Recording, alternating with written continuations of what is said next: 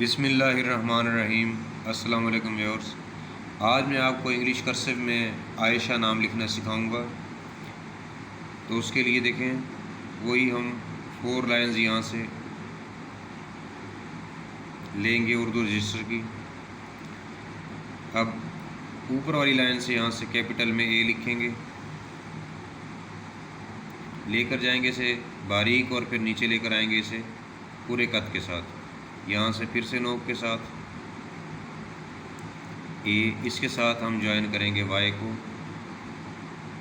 मुकम्मल कद बारीक लेकर जाएंगे ऊपर और नीचे लाते हुए फुल कद के साथ लेकर आएंगे इसे। यहाँ से ई बनाएंगे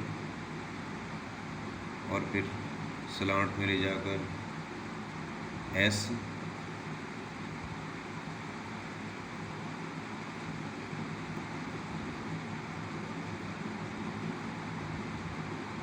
एच,